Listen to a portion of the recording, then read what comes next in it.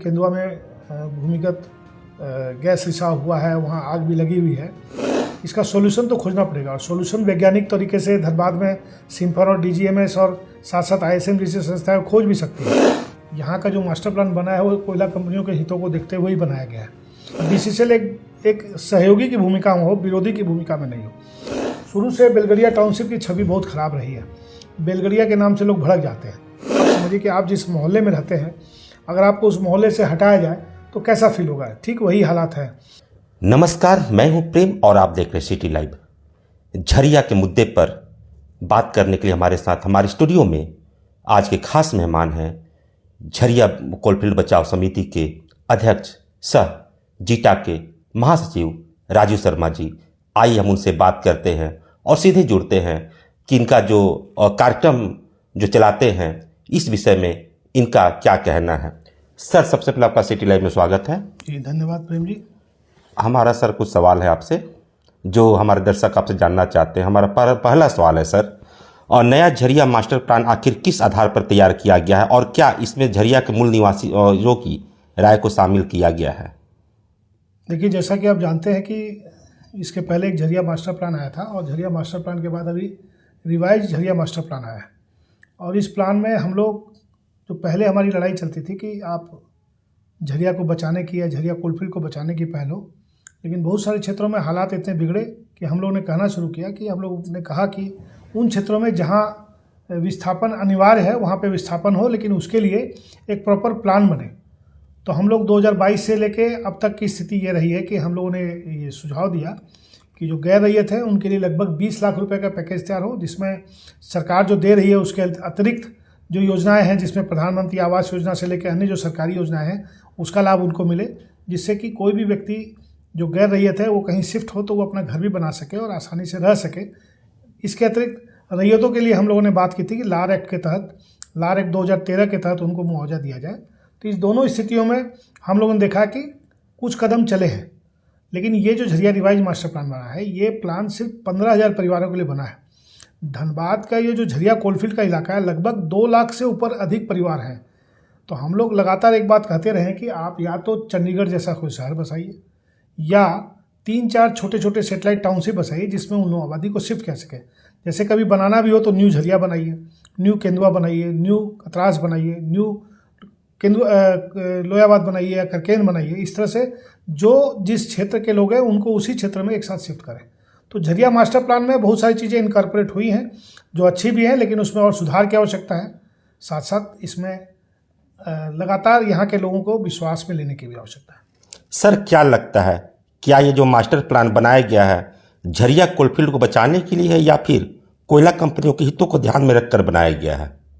देखिए, स्वाभाविक बात है कि यहाँ का जो मास्टर प्लान बना है वो कोयला कंपनियों के हितों को देखते हुए ही बनाया गया है, लेकिन उसके बाद भी चूँकि कोयला राष्ट्रीय संपत्ति है, कोयले की देश को आवश्यकता है, हम लोग इसका विरोध भी नहीं करते हैं। लेकिन जो यहाँ रहने वाले लोग हैं 100 साल से, 125 साल से, 75 साल से, 50 साल से रह रहे हैं, उनके लिए एक वैकल्पिक और अच्छी व्यवस्था होनी चाहिए।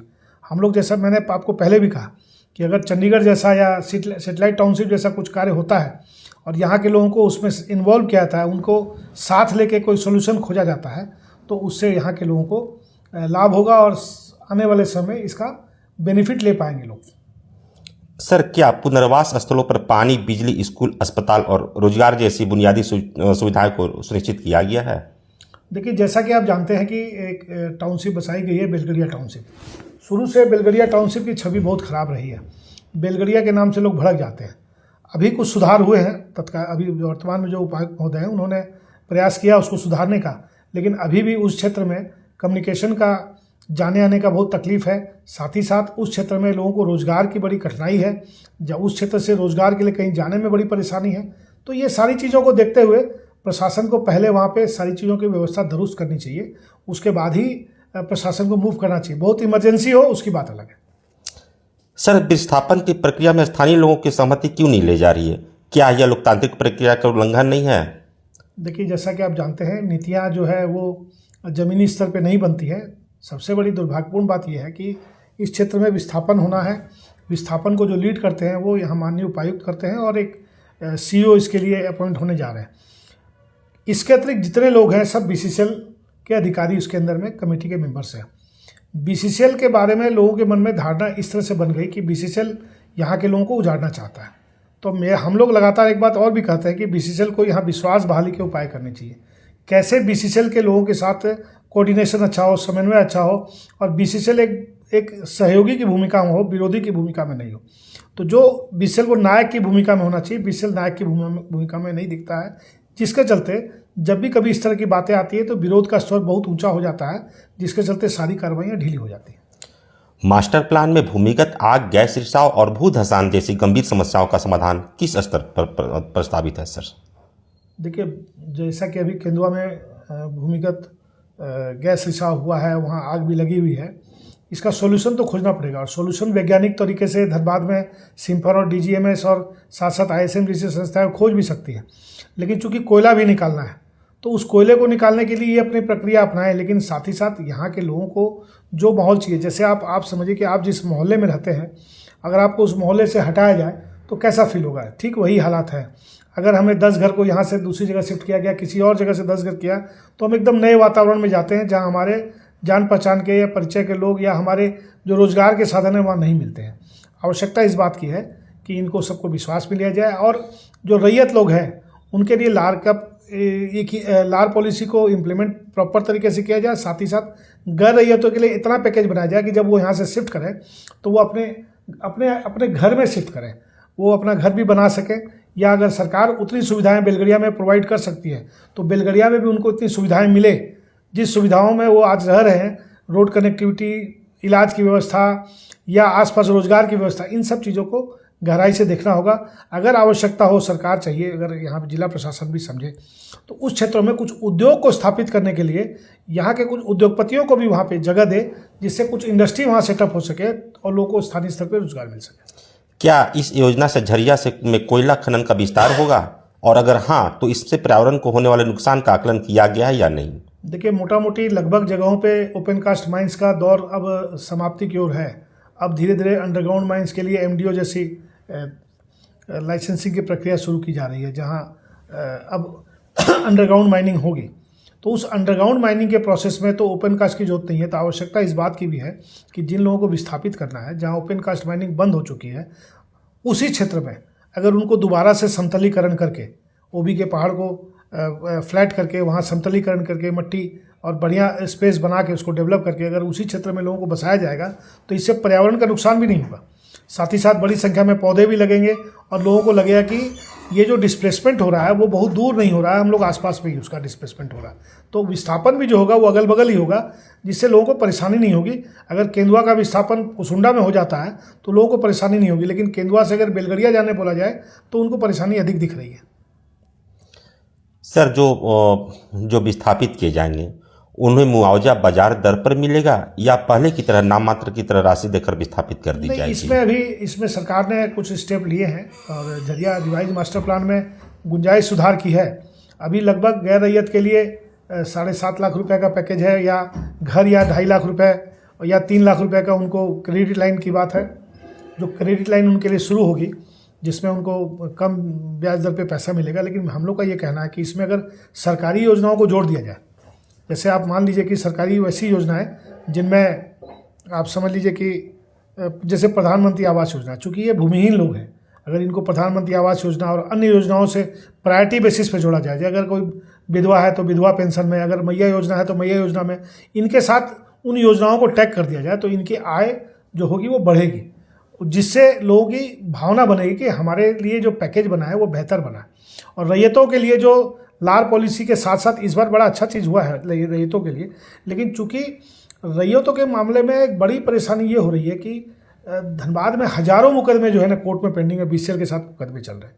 अब रैयतों का जब तक मुकदमा समाप्त नहीं होगा तब तक ये व्यवस्था सुधरेगी नहीं। तो हम लोग इसमें आह्वान करते हैं, लगातार हम लोग कहते हैं कि एक न्यायिक आयोग का गठन हो जिसमें इन सारे मुकदमों को ट्रांसफर करके उसका एक सोल्यूशन निकाला जाए।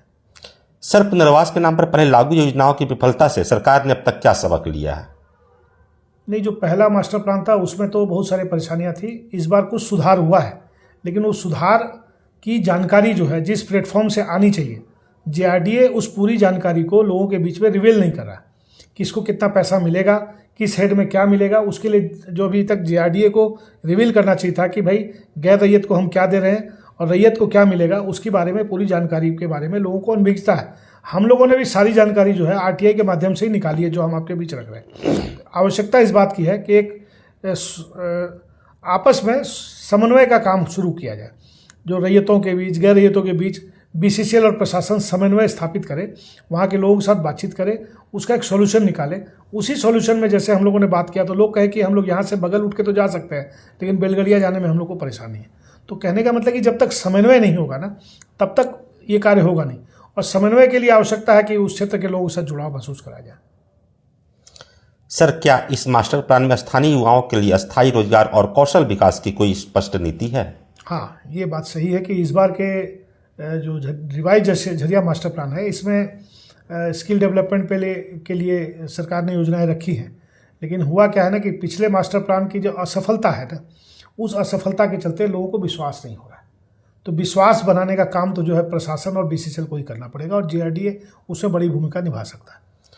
क्या झरिया कोलफील्ड बचाओ समिति को इस प्लान के मसौदे पर आपत्ति दर्ज करने और सुझाव देने का अवसर दिया गया था? देखिए, झरिया मास्टर प्लान जो रिवाइज वाला बना है, जो हम लोगों ने सुझाव दिए थे कि एक गैर रैयत को लगभग 20 लाख रुपए का पैकेज मिले और रैयत को लार पॉलिसी के तहत इसमें शामिल किया जाए, तो लार पॉलिसी तो एक्सेप्ट हो गई है, लेकिन वो जो 20 लाख रुपये वाली बात है वो लगभग 10 लाख रुपए तक पहुंची है। तो हम लोग का ये कहना है कि इसमें थोड़ा और सुधार अगर कर दिया जाए, जिससे कि हम लोग सुझाव दे रहे हैं कि सरकारी योजनाओं को इसमें ऐड कर दिया जाए, तो लोग जहाँ भी शिफ्ट करेंगे वो अपनी ज़मीन खरीद के अपना मकान भी बना सकेंगे, या फिर जहाँ शिफ्ट करना चाहेंगे उसको उतना पैसा हाथ में रहेगा जिससे कि वो अपना रोजगार भी कर सके, या तो घर में बैठ के अपना रोजगार कर सके। साथ साथ इसमें और भी डेफिनेशन की आवश्यकता है। जैसे अभी बहुत सारी चीज़ें क्लियर नहीं है, जैसे कि परिवार की डेफिनेशन क्या है, क्योंकि जो 2019 की लाइन है, जिस लाइन के आधार पे ये डिसाइड किया गया कितने परिवारों का विस्थापन होना है, तो 2025 में जो बच्चा 17 साल का था वो 2025 में 23-24 साल का हो गया है, और उस 23-24 साल के लड़के की शादी भी हो गई होगी, हो सकता है उसका एक बच्चा भी हो गया हो, तो वो एक और परिवार बन जाता है। तो प्रशासन को चाहिए कि उस परिवार की डेफिनेशन को फाइनल करे, और जो डेडलाइन है वो 2025 करे, चूँकि रिवाइज मास्टर प्लान 2025 में ही आया है। तो 2025 के डेडलाइन को मान के अगर किया जाएगा तो मुझे लगता है कि ये प्लान को बृहत रूप में प्लान वे में किया जाएगा। इससे देश की इकोनॉमी में बहुत फ़ायदा होगा, क्योंकि जब आपको खुला प्लेस मिलेगा कोयले की रेजिंग के लिए या कोयला निकालने के लिए, अन्य चीज़ों के लिए, तो आप उत्पादन भी बेहतर कर पाएंगे। साथ ही साथ जो यहाँ के लोग रहेंगे वहाँ पे उनको अच्छा माहौल मिलेगा, एक अच्छा पर्यावरण से, प्रदूषण से मुक्त क्षेत्र में रहेंगे, जहाँ अग्नि या जो गैस का रिसाव या जो आग से होने वाले, भूधसान से होने वाले नुकसान, ये सारी चीज़ों से बच पाएंगे। लेकिन उसके लिए एक बड़ा प्लान की आवश्यकता है, जो बार बार हम लोग कहते हैं कि आप या तो सिंदरी जैसे जगह में बसाइए, या बलियापुर जैसे जगह बसाइए, या राजगंज तोपचाची के पास बसाइए, या आप जहाँ भी 3-4 जगह जहाँ सूटेबल बैठे, या भूली जैसे जगह में बसा सकते हैं। ऐसे जगह पार्ट करके बसाएंगे लोगों को, तो उनको लगेगा कि हम शहर के बीच में हैं। बेलगड़िया लोगों को दूर नजर आता है। सर, अगर ये योजना जन विरोधी साबित होती है तो समिति किस तरह का आंदोलन या कानूनी रास्ता अपनाएगी? देखिए, मैं जन विरोधी तो मैं नहीं कहूँगा। योजना पहली योजना आई थी उससे योजना बेहतर है, लेकिन दुर्भाग्यपूर्ण बात है कि इस योजना की जानकारी सबको नहीं। तो आवश्यकता प्रशासन को है कि इस योजना की प्रॉपर जानकारी लोगों तक पहुंचाए, और पहुंचाने के बाद जो उसमें सुझाव हैं, सुधार के जो सुझाव हैं, जैसे हम लोग भी सुधार के सुझाव देते रहते हैं, तो उन सुझावों को अगर अमल में ले करके काम अगर बढ़ाया जाएगा तो मुझे नहीं लगता है कि इसमें परेशानी होगी, क्योंकि एक बड़ी आबादी जो कि BCL के एम्प्लॉयज़ की भी है, वो भी शिफ्टिंग होने है। अभी जो झरिया मास्टर प्लान है ये सिर्फ 15,000 परिवारों के लिए आया है, और यहाँ करीब 2 लाख से अधिक परिवार हैं। तो आप खुद समझ लीजिए कि जो पूरी कवायद होगी ना, वो 15,000 परिवारों पे ही होगी अभी। तो जो ये 1.5-2 लाख परिवार और बचे हुए रहेंगे, उनके लिए फिर आगे प्रोविज़न आएगा, और ये योजना 2028 तक चलेगी। तो इसका मतलब है कि योजना में अगर ये हम इसको पायलट प्रोजेक्ट ही मान के चलते हैं कि सरकार हो सकता है कि इसको पायलट प्रोजेक्ट के तौर पे ले रही हो, लेकिन अगर इसका इम्प्लीमेंटेशन प्रॉपर तरीके से करने के लिए प्रयास किया जाएगा तो योजना में सफलता मिल सकती है। सर, क्या इस मास्टर प्लान से झरिया की ऐतिहासिक, सामाजिक और सांस्कृतिक पहचान को खतरा है? देखिए, जैसा कि मैंने पहले भी कहा कि आपके पास 2 ऑप्शन है। एक, जो हमारे पुराने टाउनशिप है, जैसे झरिया है, कतरास है, ये पुरानी टाउनशिप है, इनको आप अभी टच भी नहीं कर रहे हैं, इनको सेफ गार्ड भी कर रहे हैं। तो हम लोग का ये कहना है कि झरिया के आसपास जो क्षेत्र जहाँ पे माइनिंग हो चुकी है, जहाँ ओपन कास्ट माइनिंग कंप्लीट हो चुकी है, भविष्य में अंडरग्राउंड माइनिंग होगी, उस क्षेत्रों के ओबी को समतलीकरण करके वहाँ पेड़ पौधा लगा के वहाँ के लोग एक आबादी को बसा करके आप उस क्षेत्र का विस्तार भी दे सकते हैं। क्योंकि पहले भी जब अंडरग्राउंड माइनिंग होती थी तो उस समय ये परेशानी नहीं होती थी कि अंडरग्राउंड माइनिंग में कोयला निकल रहा है तो ऊपर के रहने वाले लोगों को किसी प्रकार की तकलीफ है। तो वो आप कर सकते हैं, वो ऐसा भविष्य में हो सकता है, सरकार अगर इस विषय पे सोचे। क्योंकि अगर अच्छे क्वालिटी का कोयला चाहिए, कोकिंग कोल चाहिए, तो अंडरग्राउंड माइनिंग से ही बेहतर तरीके से निकाला जा सकता है। सर, केंद्र और राज्य सरकार के बीच इस योजना को लेकर समन्वय की क्या स्थिति है? अब देखिए, खाली कराने के मुद्दे पे तो समन्वय दिखता है, लेकिन लोगों की सुविधाओं के मामले में समन्वय नहीं दिख पा रहा है। हम लोगों को आवश्यकता उसी समन्वय को बनाने की है और इसमें महती भूमिका जिला प्रशासन को निभानी होगी। हमारा अंतिम सवाल सर, क्या सरकार इस पूरे मास्टर प्लान को सार्वजनिक करने और उस पर जन सुनवाई कराने को तैयार है? देखिए, यही मेरा पहला मैंने जवाब दिया था वो यही था कि इस पूरी योजना की जो जानकारी है ना, वो लोगों तक पहुंची नहीं है। आवश्यकता इस बात की है कि सरकार पूरी जानकारी को लोगों के बीच में रखे। अगर सुधार की गुंजाइश हो तो सुधार के लिए भी सरकार केंद्र सरकार को भेज सकती है, कोयला मंत्रालय उसमें सुधार कर सकता है। लेकिन जब तक योजना ही नहीं आई है तब तक इसमें सुधार की बात अभी तो बोलना उचित नहीं है। लेकिन हाँ, लोगों की भावनाओं का ध्यान रखा जाना चाहिए। जो मैं पहले भी कहा कि जो लोग यहाँ 50 साल से, 75 साल से, 100 साल से रह रहे हैं, उनको 1 मिनट में आप बोलिए कि यहाँ से निकल के जाना है, तात्कालिक तौर पे इमरजेंसी की हालत में लोग अगल बगल शिफ्ट कर सकते हैं, टेम्प्रोरी स्टेट में जा सकते हैं। लेकिन अगर पूरी तरह से उनको शिफ्ट करना हो तो उनको उसके लिए विश्वास दिलाना पड़ेगा। तो ऐसी योजनाओं की सफलता के लिए जो आवश्यक है वो यही है कि लोगों को सबसे पहले विश्वास मिलाया जाए, और जो अविश्वास का माहौल बना हुआ है आज लोगों के बीच में, उस अविश्वास के माहौल को विश्वास के माहौल में बदला जाए। धन्यवाद सर आपका।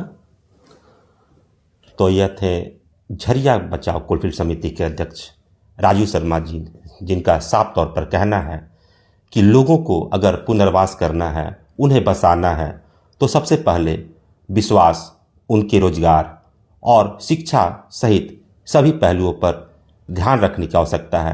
तभी लोग पुनर्वास की ओर आगे बढ़ेंगे।